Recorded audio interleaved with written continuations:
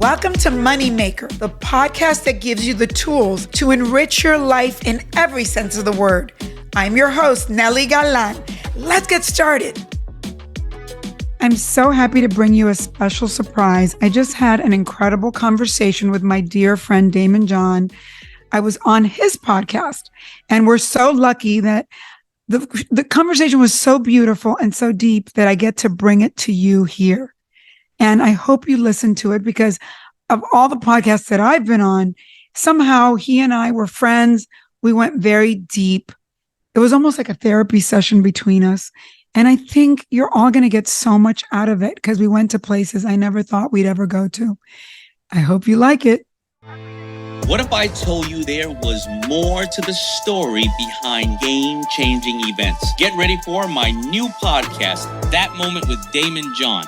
We'll jump into the personal stories of some of the most influential people on the planet, from business moguls and celebrities to athletes and artists. All right, so today's guest is, I don't know,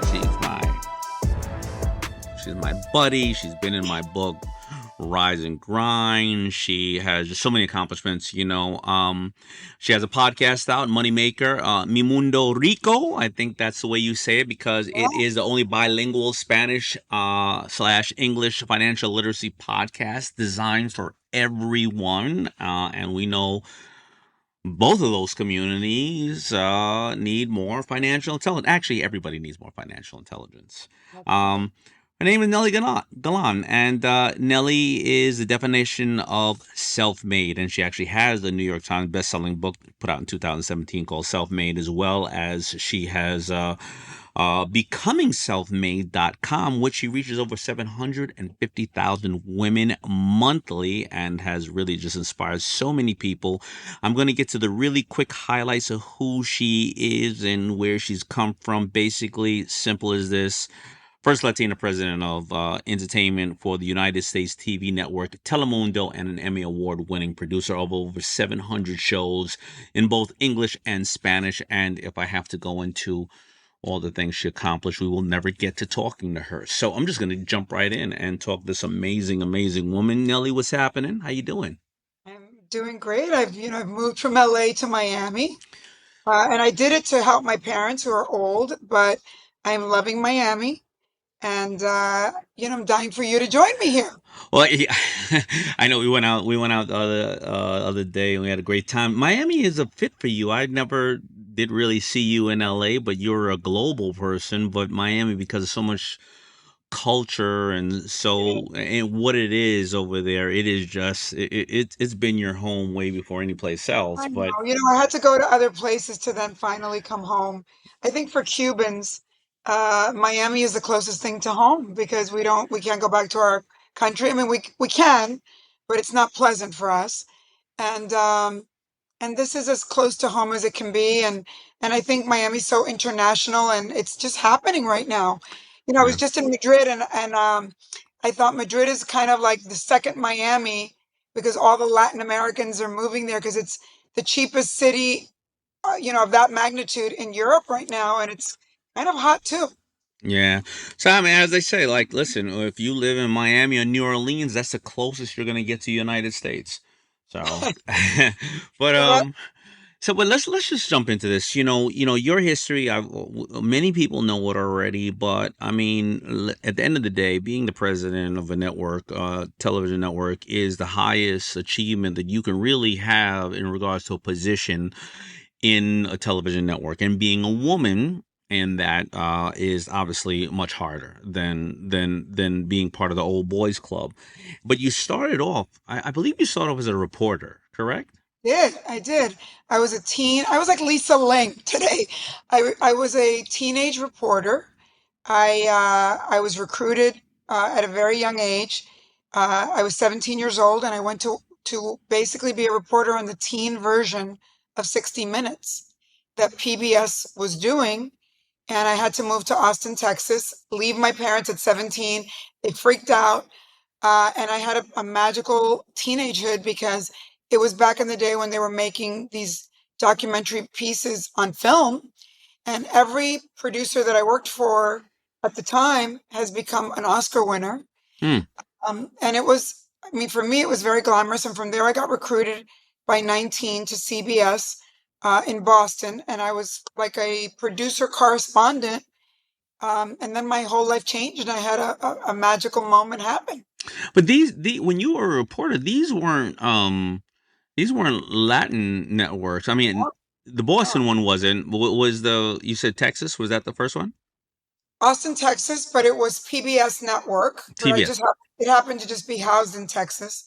Um, And yeah, no, they found me because I was writing stories. I'd gotten the youngest guest editorship at 17 magazine, and I Mm. was writing articles, and they found my stories that I wrote, and they thought I should audition to be a reporter. They were looking for young reporters for that TV show, and I got it. And this is a question. I love what we do here, and when we're talking about that moment, because I'm educating myself. I never really thought of this.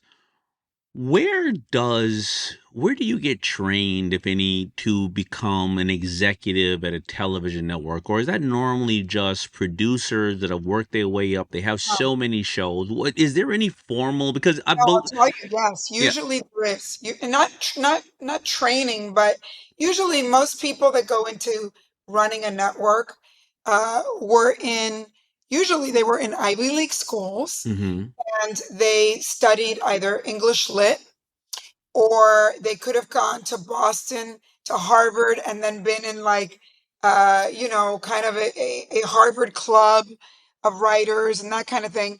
And they go into the way you usually, not the way I did it, but the way people usually climb to a network head is really from a development place. You start as a junior development exec that loves to read a lot, Mm-hmm. and you have to pick material that you think is going to be a hit. And if in that trajectory, so first you become an assistant, then you might even have gone into an agency and been an assistant in an agency Mm-hmm. because you really have to know who's who in the business. Mm-hmm. That's a great question, by the way, that no one ever asks. Um, you really have to know the business first. And Mm. that's why a lot of kids go into it that are the kid of somebody because they know the trajectory. Okay. Like you and I ordinarily wouldn't go into we would have never been in that field. Right. And you work up the ladder, and if you find a hit show, you go up the ladder and you eventually become the head of development, and then you're the president of the network. But those people, the reason that they usually only last a couple of years, where the system is flawed, is you really don't know anything about business. It's not like working at Coca-Cola, where if you become someone that starts at the bottom as an assistant and they think you're smart, they put you in what they call succession. So you're being groomed to be the president of marketing or the president of sales or the president. And then those presidents go into succession to be the president of the company. But you are very prepared when you become the president of the company because you have worked in sales and brought in money. You've worked in marketing. You don't become the president of Coke if you haven't worked in a lot of different divisions of the company Right. and maybe even abroad. You have to really know the whole picture. Whereas in TV or in film, people are specialists. And that's why you see when you and I look at things and go, why did that movie get made or why that TV? Sometimes the person that chooses doesn't really know that much about the macro of the finance of the company. Is that because they're more like you said, right? They're almost like talent scouts who say, I know how to work, I know how to bake a cake. I know that I need these actors. I know I have these producers. I can put this cake together and they'll give you your hour, 2 hours, or season kind of showrunners. I'm trying to Yeah, no, understand that. that's why it works that way. But this is why my experience is in a way better because when you're in a little cuchifrito little network that's an upstart, Yeah. right? I can't afford to do the deals that everyone in entertainment accepts to be true, where you have 20 producers that get paid. It's all very inflated because people that are the executives and the people that they just follow what everyone's done. And church and state is separated. Finance is separated from development, and development is a creative field. And so you can't help but spend a lot of money to be in those big networks. When you work like I did, where I started at the bottom and worked my way up, but as a station manager, a station manager in ABC would never become the head of the network. Mm-hmm. It's more of a meat and potatoes, local, but very fiscal job. And I came from the station side where you really learn the business, how to get the advertisers, how to get local money, how to engage the community. It's much more of a grassroots way of going up. And we also didn't have the money. So I had to invent models of how to pay people and how to Mm. get advertised. I had to do it in a more entrepreneurial way, which and I don't think I would have ever been hired to be president of Telemundo if I hadn't launched so many channels before that in Latin America for American companies. I started a business before I became president of Telemundo that launched HBO and ESPN and Fox in Latin America, and I had fiscal responsibility for those channels. So I'm a weird bird because I have the creative side and I'm very fiscal. And usually people that become presidents of networks don't have to be that fiscal as I have been. So Okay. I have to double the work, is what I'm saying. And you know, it sounds like we're both very similar because you know I have a creative side of designing I know. clothing, but I was very fiscal about okay, well, it's nice to put a shirt together, and but you know how are everybody involved going to get paid? And I'm going to get into that with you because you know today, you know, when we're talking about networks, it's like talking about dinosaurs. And I know if all the people listening, if you are, you know, Hollywood, they say today when you go into Hollywood, it's no longer Hollywood. It's a bunch of blue collar workers working for tech companies because Netflix and Amazon and all the companies that are putting out content these days, they care about their stocks and their shares. They don't care about a lot of other things. And you know, listen, they're doing a cost plus 20 or something like that thing where basically, if you don't know what that means, is if you spent $1 million, well, 20% of that will give you 20% on top of that. So you spent $1 million on creating something per episode. We will give you 1.2 million. It's, you know, cost plus 20 when, and by the way, you don't know how many people watch the thing because they're not giving you that data. So it's unlike, hey, I'm John Singleton. I made Boys in the Hood for $4 million and it just made $80 million. And, you know, I netted 20 million, not 20%, 20 million. And those days are over in Hollywood for the most part. So I definitely want to get into that. But let's go back to the basics now that we set the foundation.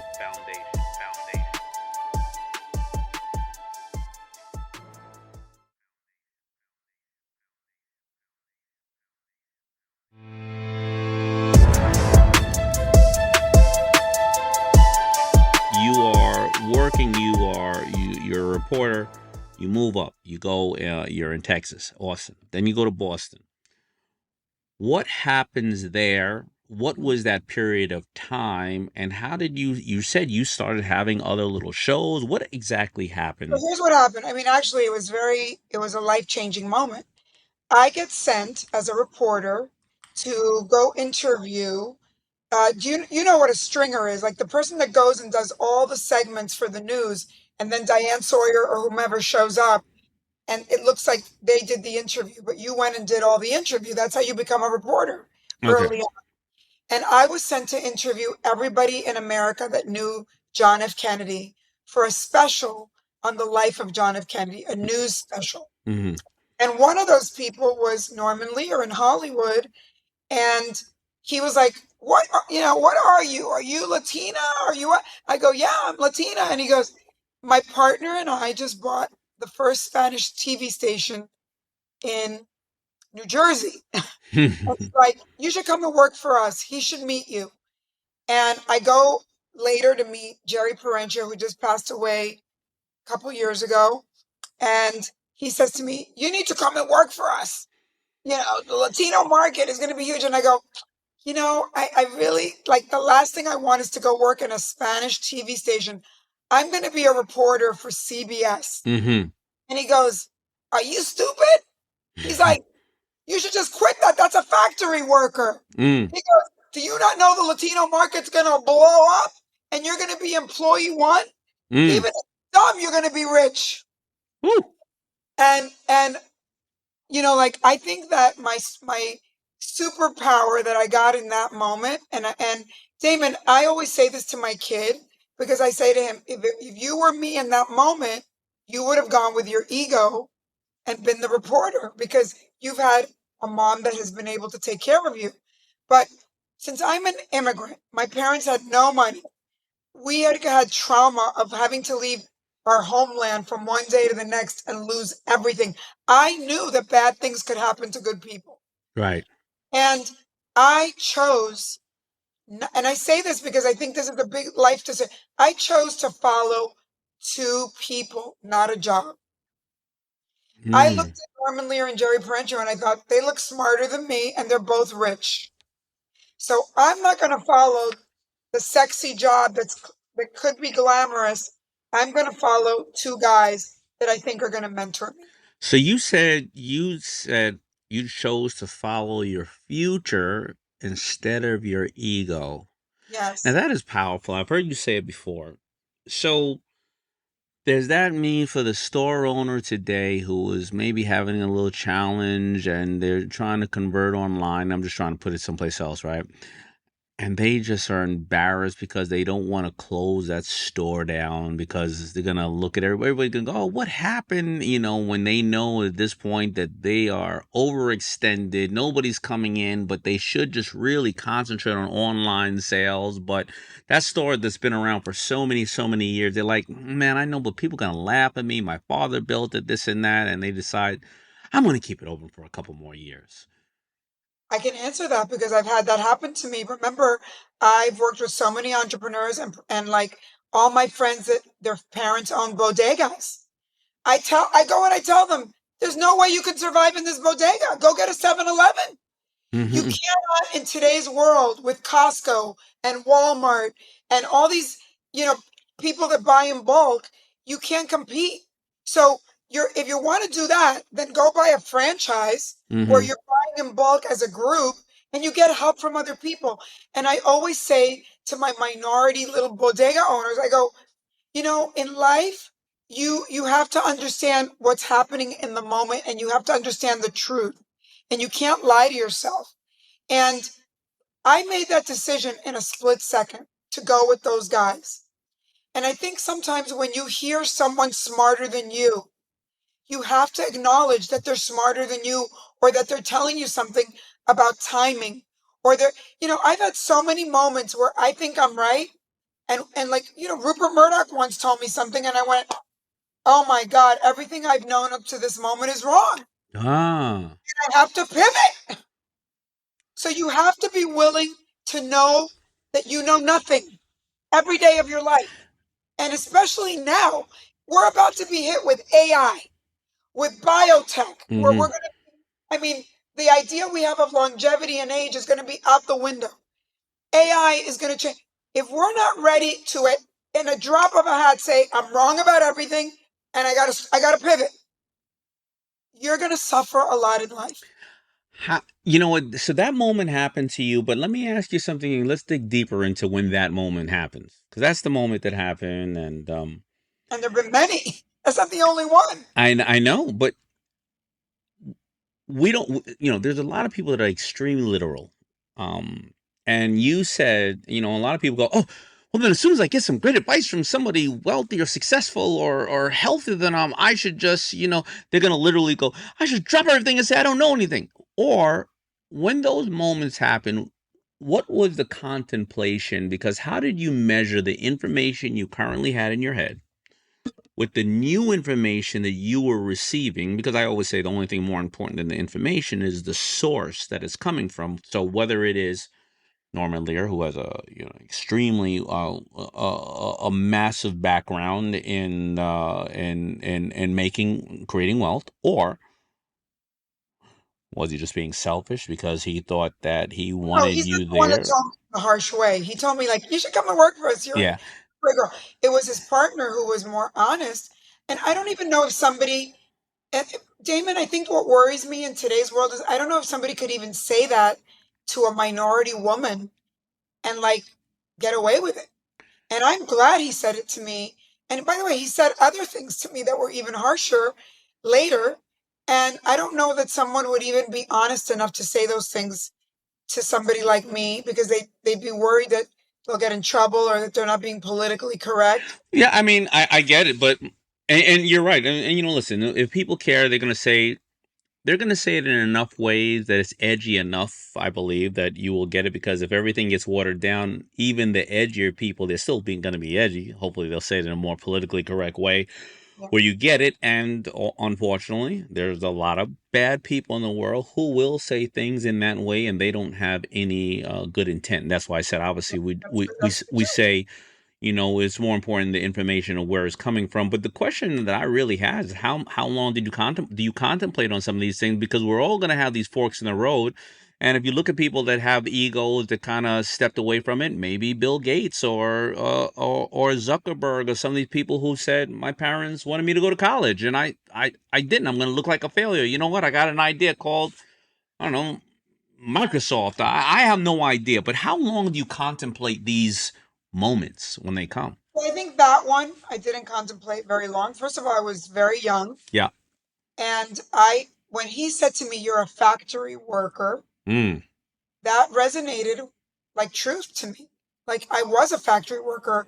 I was going, it sounded glamorous what I was doing, but I was shooting 10 segments a day and I was on the path to being a network correspondent, but I wasn't there yet. Hmm. I was basically a schlepper making a lot of pieces.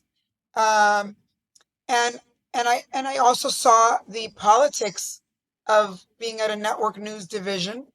Um, so it resonated with me that it was truth.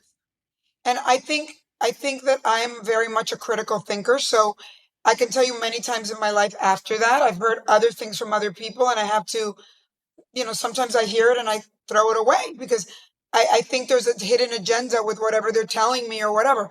But when I hear truth and I hear it from a very smart person, I I think that's one of my I think that's one of my good traits that I can really accept that they might know something more than me.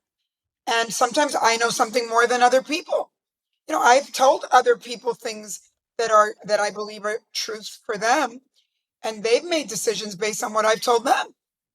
So I think that I can't tell somebody this is when you know. I think that's you have to have intuition and you have to also listen to your intuition. And I remind myself of that all the time, Right. even now. Well, let's go into let's get a little deeper into it. All right. Now you all of a sudden you say, all right, I'll accept this position or whatever the case is. I have two questions, and maybe you can answer them collectively or you can answer them one at a time. Yeah. Now you got a lot of pressure. They have a big investment that they are going, you know, and moving on to. You happen to go in there, so number one, you're part of their new baby. Um, you know what? You know, how did they earn your respect? Because first of all, you're new. I just found you over here. I'm putting you over here. So number one, how did you earn their respect? And number two, well, now new network. Some No, it wasn't woman who enough. was in Boston, huh? It was a TV station. Excuse me. New TV station. Some woman that was in Boston is coming over here. She's Latin. Okay, who the hell is she? She's my boss.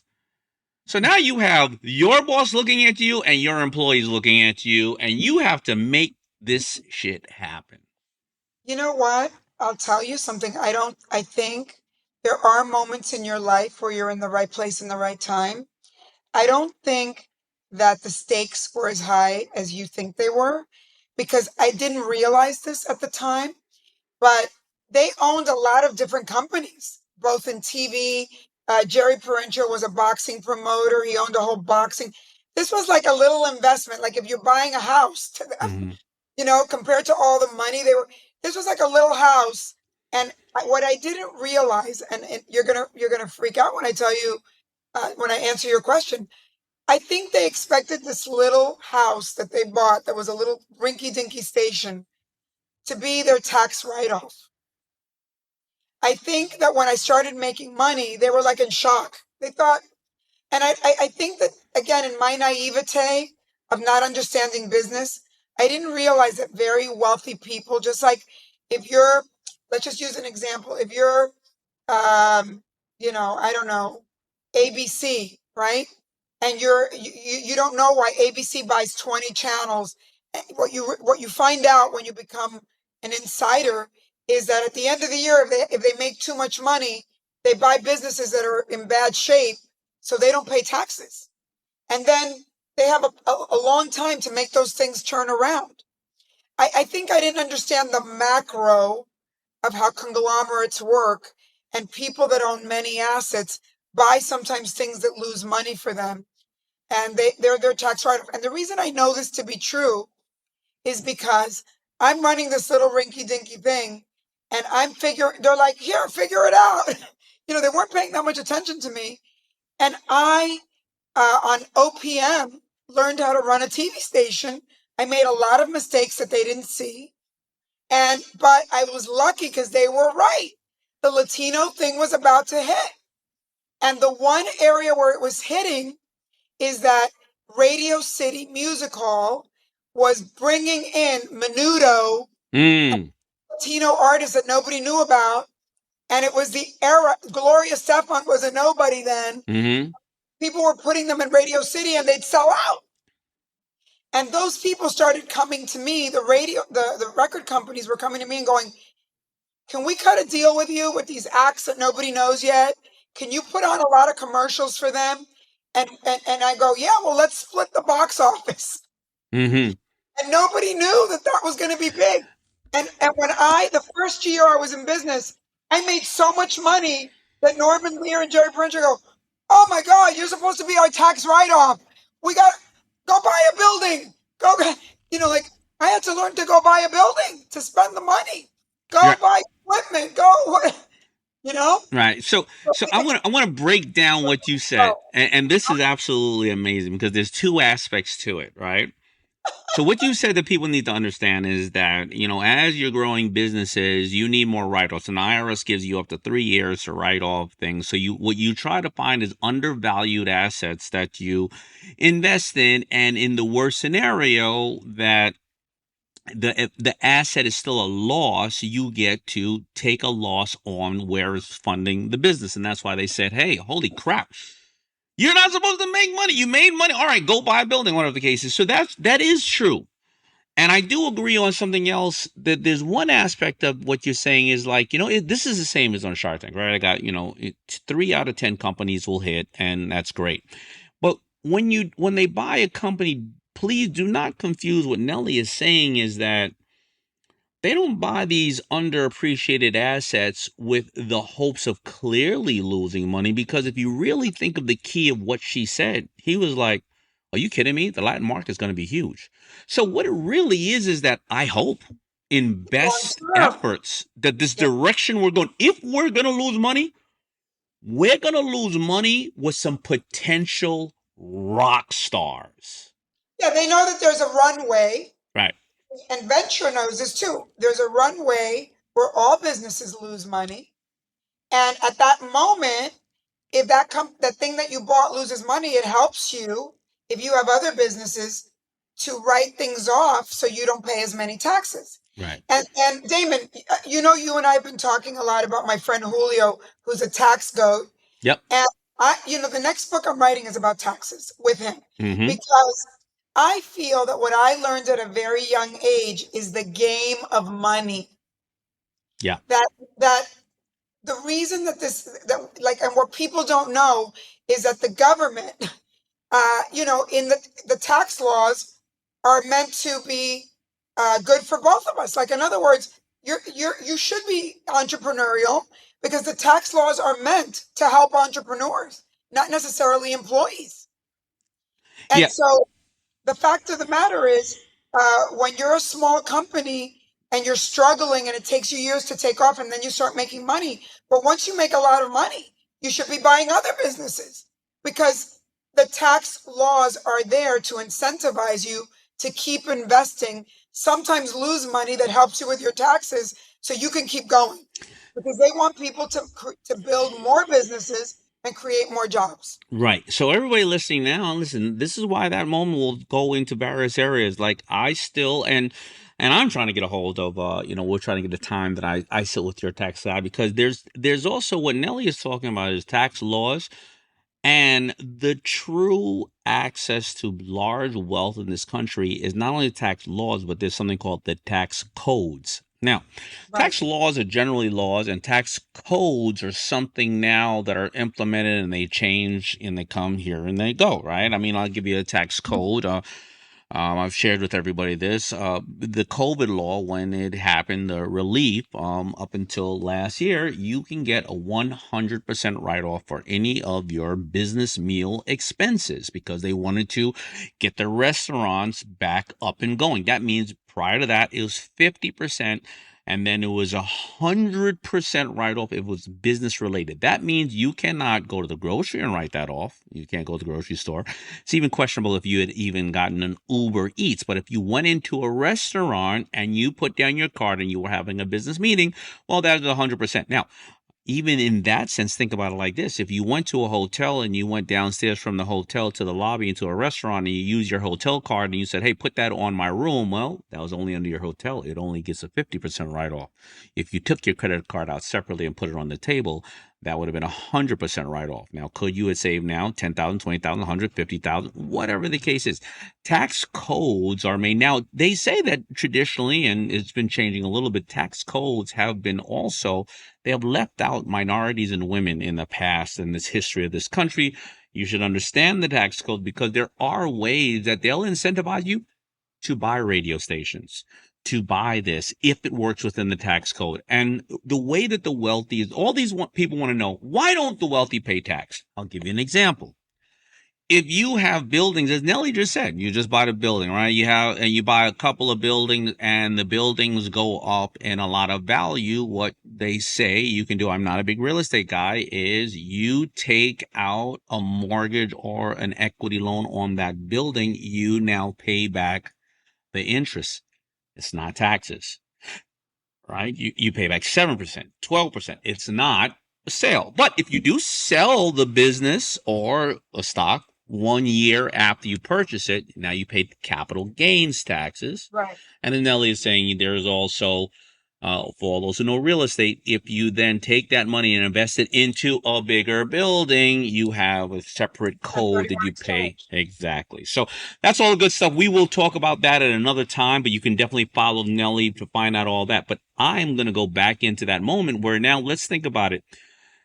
Here's exactly what happened. Let's talk about it from Shark Tank. Let's talk about it from your small business perspective, right? You have 3 or 4 things you're selling out of your store. And, let's just really get down to simple, right? You're selling shoes, you're selling accessories, whatever the case. You have different departments. You're looking over there going, you know what? The hosiery department, people always come and ask them, well, we're not really investing in that. You know what? Let's buy a couple of things and put it over there. And let's hopefully think that it'll work. But you're doing that by 10 different categories in your store. What Nely's saying is they were like, yeah, okay, Nely, I got this new thing. I think it's going to be big. I have a good feeling. I want you to go run it. They turn around. All of a sudden, the hosiery is taking up 60 square feet in your store instead of 10 because that you realize they buy shoes once. They keep ripping your hosiery every other day. They keep buying more. They need nude. They need black. They need charcoal. They need... And now you're putting in Spanx in there. And now you put... Holy shit. I got a big company running over here. So now all of a sudden you got a big company, Nely. I mean, you've done it yourself. What do you do now? So now I'll tell you what happened. So I run this thing for a number of years, like 3 years, and we made so much money that somebody came in and offered them to buy the station. This is before it was Telemundo. And they sold it. And when they sold it, I was distraught. And I went to see my boss. And I started crying. I think I've told you this story privately before. I started crying and I said, how could you do this to me? Because I thought they were never going to sell it. And he says to me, young lady, those are my chips. If you think you've got what it takes, go get your own chips. Now, would a guy say that to me today? I don't know. He'd have the guts to say that to me today, but he said that to me. And I went home and I thought he was a jerk. And I was catatonic for 3 days. And then I woke up a few days later and I thought, I'm never going to let this happen to me again. I'm going to start a business.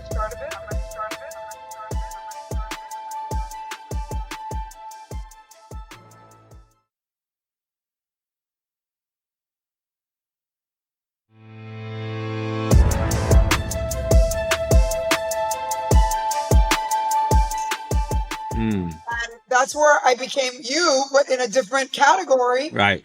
But I did everything wrong, Daymond, because what I probably should have done is, which is what I tell people to do now.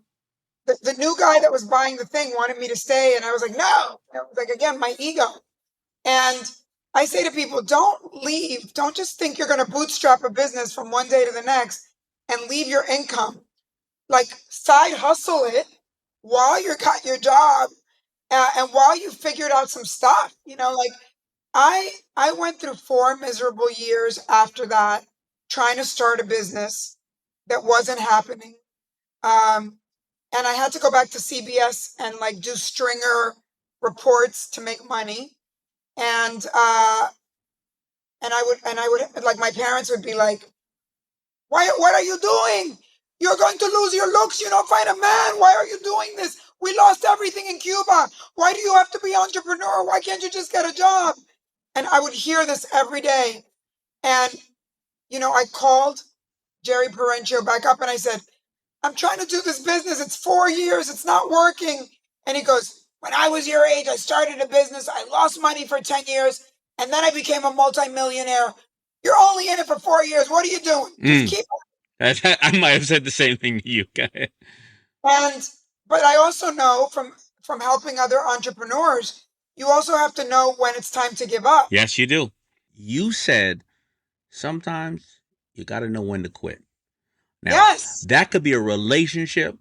That could be school. That could be a job. That could be entrepreneurship. That could be, smoking. But nobody said, boy, I can't wait to keep smoking. So people at least know you got to quit that one. What do we say to people? Because to give them that moment, maybe this moment for somebody. I think when you are climbing up a mountain the hardest possible way. When I was on Celebrity Apprentice, Gene Simmons said to me, and I thought at first it hurt me that he said it, but he was so right about this about me. He said, even working on Celebrity Apprentice, which was just a show, it was fun. I am so, and he's like, Galan, I feel like you're an immigrant that's climbing a mountain the hardest possible way. Why can't you ease into it? Why can't you? And he's not wrong. And I think that when you sometimes, like, the biggest successes of my life have come easily. Like, the door has opened easily. It's almost like the universe is showing you. And sometimes you're trying so hard. I think when you give it your 100% all and not one thing is going right, I think the universe is trying to tell you something. I think that in the case of me with that business, I did get little bites. I was getting little bites. And why? Because the timing was coming. So it wasn't complete. Like, otherwise I would have quit. I was getting little signs of positivity that amounted into a volcano. Like, when it came all at once. So I wasn't wrong, but I could have done it easier without so much pain. So I would say to you, if you're at it and at it and at it, and every business is painful, but I would say with you, with Fubo, didn't you get like little signs that it was going to work out? Yeah, a whole bunch of little milestones and little wins. Okay. Not that it is going to even work out, that it's just that, our efforts are starting to call, we don't know what we don't know, but we do know something's here. And I just got a little win. That's right.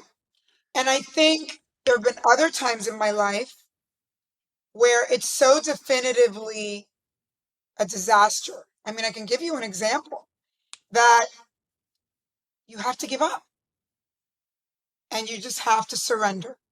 I want to And know that then, example, but I want to know how did Gene Simmons who's brilliant.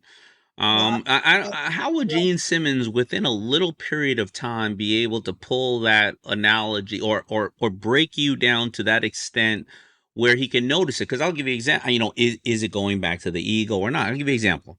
One of my daughters never wants anybody to know. I've always kept her out of the public light because, when she was coming up, there was not social media. And I always want my little girls to be great human beings upon them earning their right and doing what they want. I don't want the pressure. However, I do say to her sometimes, hey, let me call somebody that I may know, in that position because I know you need an internship, and she goes, absolutely not. And I try to break it down there and say, listen, I, I know you want to earn this all on your own, but by the way, when Daddy called my friends, if I called Nelly to let you be an intern or work somewhere, don't think you're going to get any special treatment. Matter of fact, she'll fire your ass before she fires anybody because she's going to say, I'm not going to allow, Daymond would never allow his daughter to get this special treatment and get your ass out of here.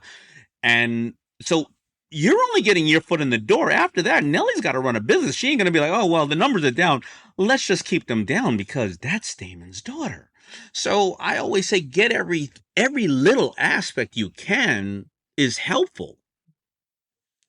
absolutely. Why Whatever. does she make it so hard on herself? She acts like, my daughter wants to make it hard. No problem. But is that how did Gene find out about you, just like knowing that you were climbing the flat side of the mountain? Because we worked on tasks together. And remember, Gene Simmons is Israeli and he's an immigrant. I don't think people know that about him. I did not know that. I just knew he's a rock star. And we He is. actually have the same, we never talked, but we've had the same Gene IP Simmons attorney for the was, last 30 years. Gene Simmons was a school teacher in New York for years before became Kiss. Wow. And he came up with Kiss because he said, I want them to wear costumes so eventually we don't even have to perform. Like like they could go on it was a Mm-hmm. smart move. He is an immigrant Israeli. And he knows he felt me because he used to be me. That's true.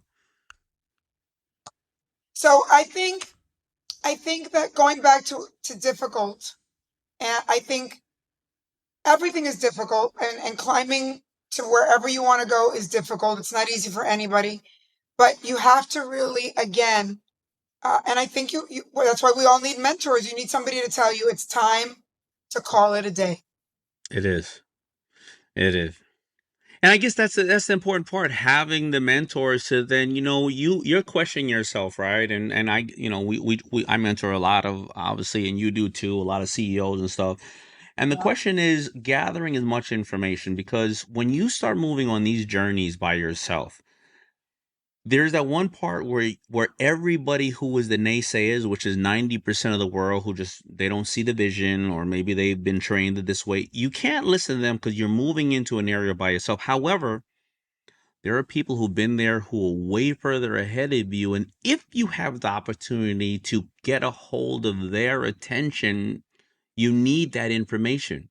Because as entrepreneurs, and anybody who's like you and I and the people listening, A-type personalities, well, all the naysayers are behind us, that's right. but all the people who've succeeded are ahead of us. How do we and where do we get that information from, Well, I'm going to tell you this. I think I tell everybody I have had great mentorship.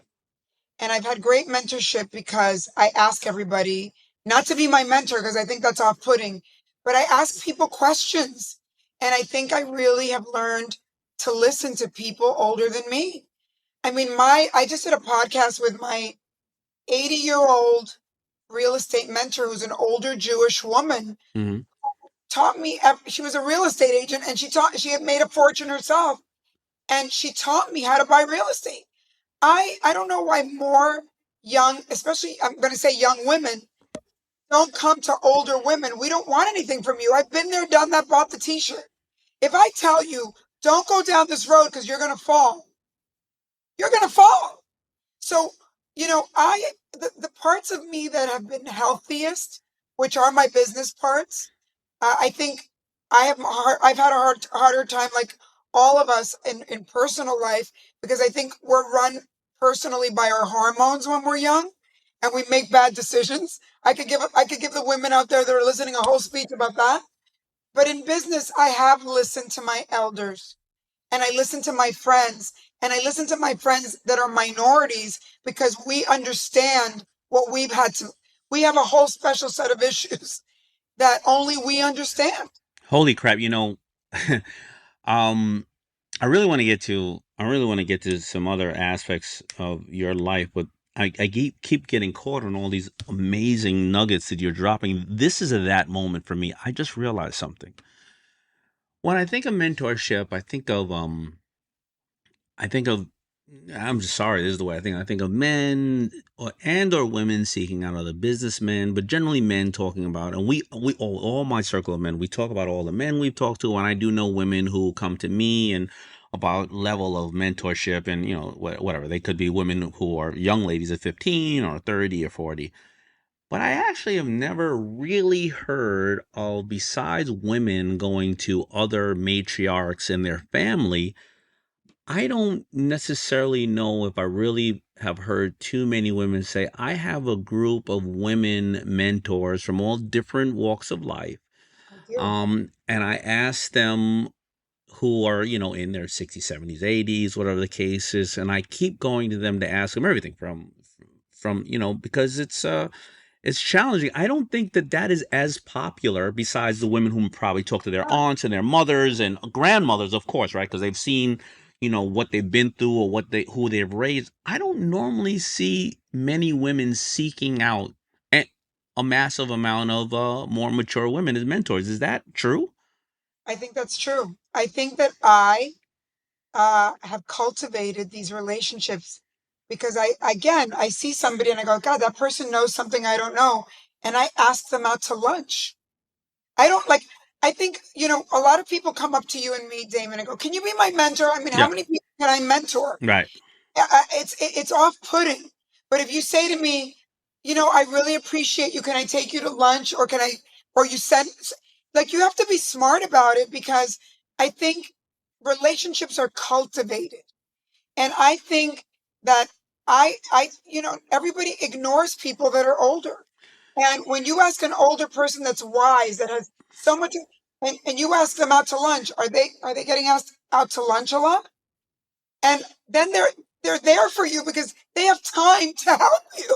Well, here's the And best. Here's the best about older. When you ask older people stuff, they give no fucks. They're gonna tell you oh, exactly what they think. Now, and I want to make sure that I'm very clear on that. There are many, many, many women mentor groups who are, women in collective groups, such as You Have a Bunch, Cindy Whitehead, Candy Valentine, Robin Robbins. No, I'm not talking about the women who may be executives, all 30, 40, 50. I'm talking about a 45-year-old asking an 80-year-old about various things in life who she is not related to. Don't get me wrong. I have about 20 people over 70, primarily males, or maybe 3 of them are women, that I still ask, hey, what am I not thinking about when it comes to life? When it comes to my children, relationships, nothing to do with money. And they give me the most fascinating advice that I also apply to business later on. listen to this. I went to see an 80-year-old friend of mine a year ago, and she was passing. She passed since. And the last time I saw her, I said, tell me before you leave this earth, what do I need to know that you wish you knew at my age? And she said, you need to have a great mate at the end of your life. You need to exercise way more than you ever think. You need to study balance, because most people die of falls, and it's the worst way to go. Physical balance. So, yeah, balance, learning how to balance Mm-hmm. yourself. And I don't have to worry about you because you're very good with money, but you need more money than you think at the end. Mm. You're going to need extra help. And I said, and then 10 days later, she passed. I know if you would have asked me that and I was, sick on my bed, I'd have been like, enough with the goddamn questions already. Yeah. You know I, what? you know what? I want to make sure that, I'm going to tell you something. I just read this Harvard study on happiness. They asked all these old people what they wish they had more of, and I really believe that people are craving deep conversations. And I feel like that's the thing I love. Like, you and I have had very deep conversations. yeah. We get together. I mean, I don't know. Maybe it's because I don't know why we have a lot of simpatico and we go. I like deep. I don't want to go blah blah blah. I want to go deep. I want to really, I was telling a friend of mine, I am loving this period of life because I love going back and thinking, what did I do right? What did I do wrong? It's also we have children. I think we owe it to our children to tell them these things. What do I wish I had done different? I hate when people say they have no regrets. Everybody has regrets. They may not admit it, but they do. What Well, are the things what's gotten me here still working for me, or what could I do differently going forward now that I'm wiser?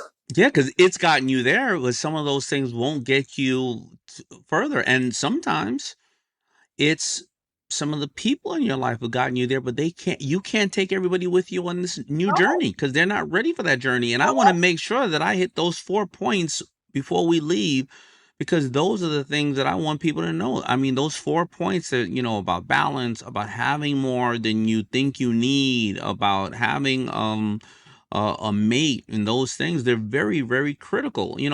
I'm always in deep conversation with you. I mean, I'm heading to Paris next week, and you know why I'm heading to Paris? I've been to Paris a million times. I've never been with my wife.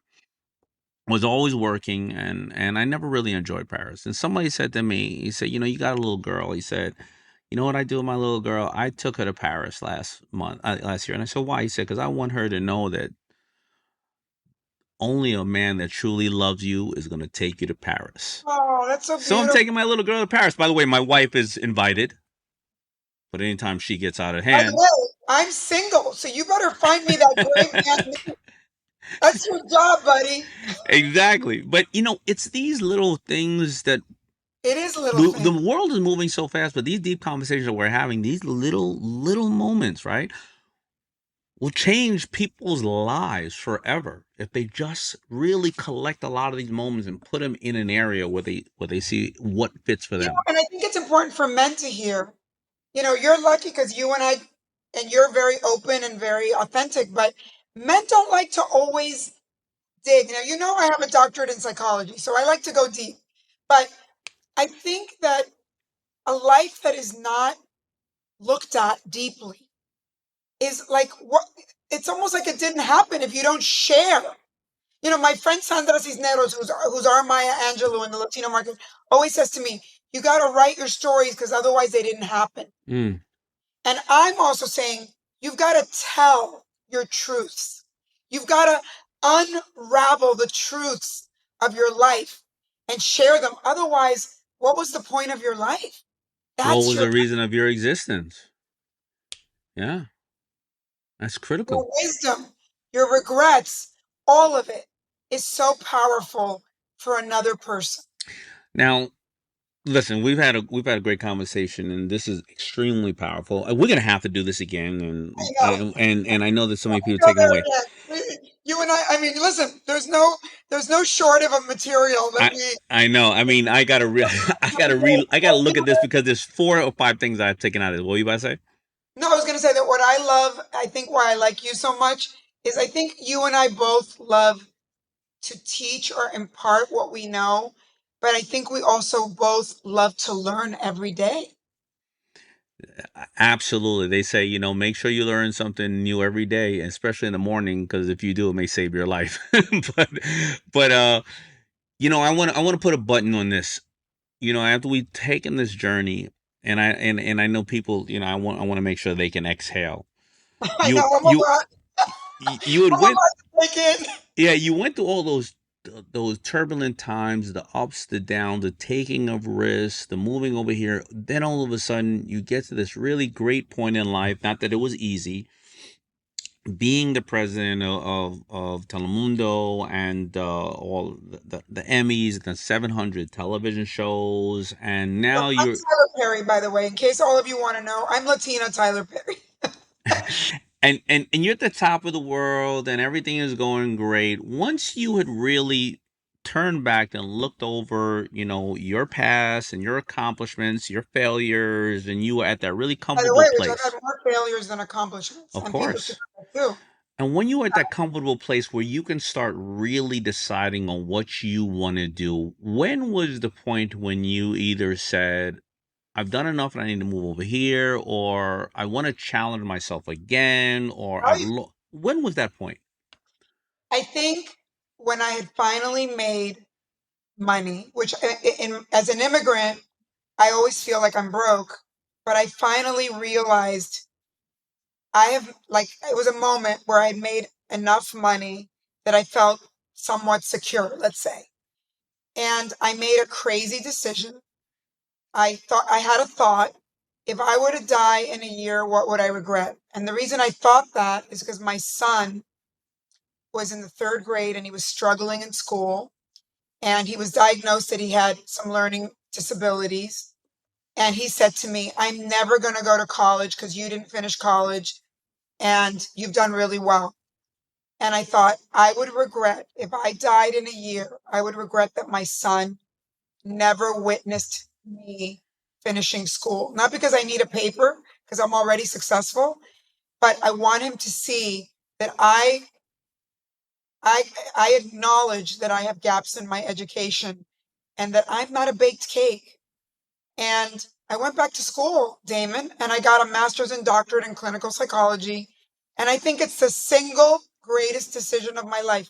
Not because I finished college necessarily, but because I was super advanced in business because I've been doing it since I'm a kid, and super regressed and immature as a woman.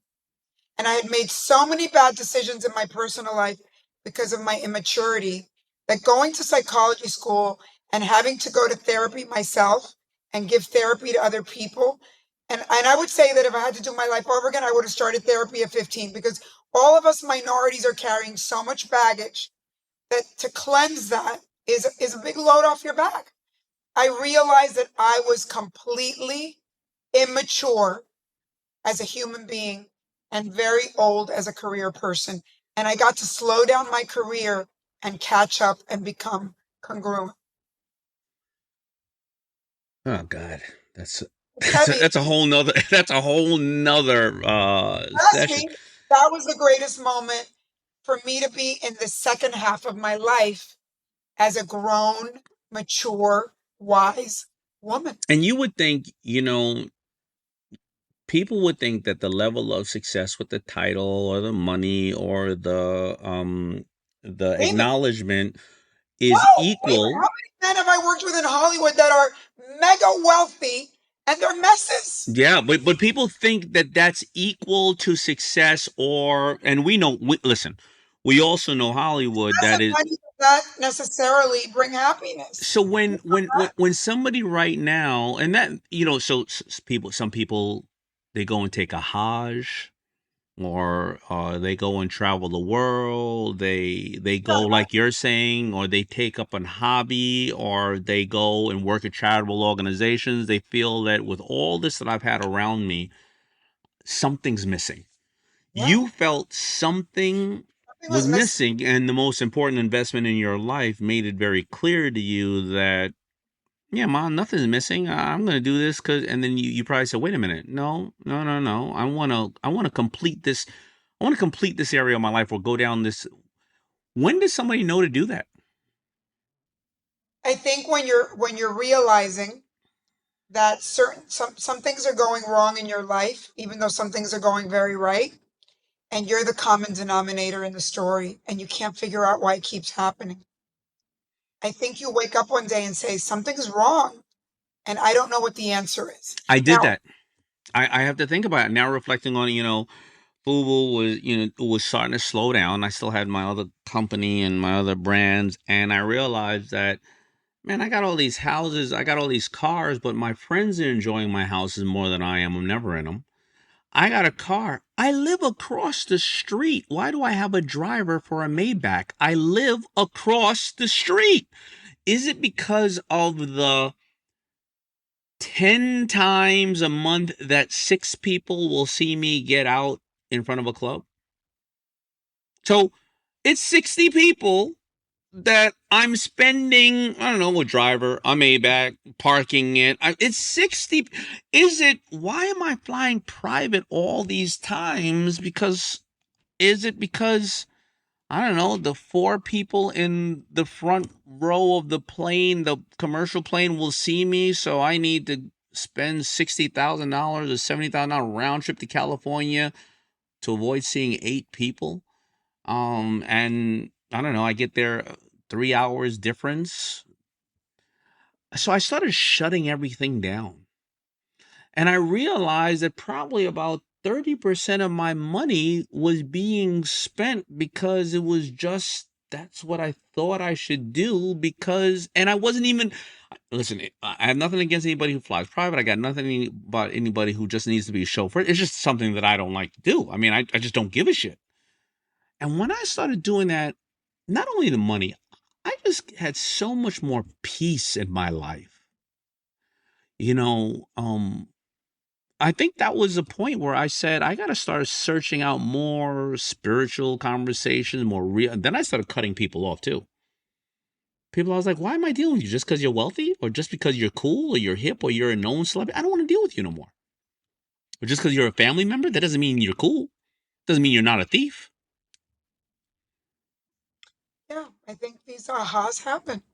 And I think a lot of people ignore them, right? Because it's too painful to go there, to admit to yourself something is wrong.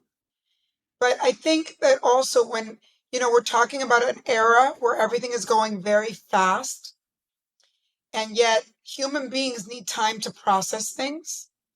And sometimes when we're going so fast in our career and we miss marker moments of your life, like a graduation, a wedding, all the things that mark the end of an era and the beginning of another era, you become regressed. I think for me, I've worked with more men than women, and I've experienced men, and and I didn't know how to explain it until it happened to me because I was living the life of a successful man. That you're going so fast and doing so much and da da da da da da da, and you're not realizing that you're not growing whole because you don't even have time to process what's happened to you. Hasn't that happened to you? That sometimes you're working on a project and it all goes by so fast, and then later you're like, oh my God, I didn't even realize I did all these things. Like you didn't even have time to enjoy it. It absolutely happened. I always say I travel the world, and I think I've shook everybody's hand on the planet twice, by the age of 35, and the entire world was an airport, a boardroom, a hotel, and a restaurant. And now I will pull my pants all the way up to my nipples, put a camera around me, and put a I love wherever I'm at button on, and walk around and and eat the food and go into the hood and see the people and just steal those hours of that day in that place to go know that city. Actually, I started to take up scuba diving because I've seen enough clubs. I haven't seen enough coral or ocean reefs. I want to see the reef off of Greece or the reef off of Australia. Forget the club. Right. And yeah, it happened to me. And thank God, though, I lived to be the age where I can make these changes in my life. That's right. Because so many of That's us why have it's traveled the world and effortless. never seen any of this and never seen anything in the world. And we did it. It's the old, I don't want to show my age, but it's the cats in the cradle and the silver spoon, da, da, da, da, the man in the moon. When, he saw his son and his son grew up to be just like him, and he realized, what the hell just happened? I got so much that I got to go back now and digest from this, from all these special moments, from the things that if they're not moving too fast and they really think about the depth of this conversation, obviously they can follow you on, and I'll drop all your social media in here and all that. But from the points of, you know, um, watch where the information is coming from, and be very aware of those moments that are going to present themselves to the working on somebody else's job, and or don't quit your day job, or don't take the flat side of the mountain, to asking elders in different aspects of life, to completing and rounding off who you are, because success is not determined by what the public may see. Or do you feel well-rounded? Do you feel like all the aspects in your life are really in shape? Too, the four things that elder has shared with you, that while she was spending the last couple of days on this planet, to share with you, that you have shared with us all, to everything else. So, I mean, thank you so much, Nelly, for having this time with me. Every time that I'm with you, I learn so much. I love that we can go there. I love that you're a guy that loves to go deep. And you know what? And I think these are important conversations. And as I said, we're craving to go deep. I think we are. We are. So, for everybody else, where can we find you, Nelly? On your social media is Nely Galan, right? NelyGalan. NelyGalan. All right. And remember, get the book. It's already. Find me if you go on Instagram, then you'll find all the other ways to find me. Absolutely. Well, I appreciate you. Thank you for sharing this moment with us, and sharing a whole bunch of moments with everybody else, and making sure that now my head's going to explode, because I have to go back and rethink life again, which is great, about basically going back and taking inventory. Big kiss to you, and I hope to see you soon in Miami. I will see you in Miami, and I love you. I love you too.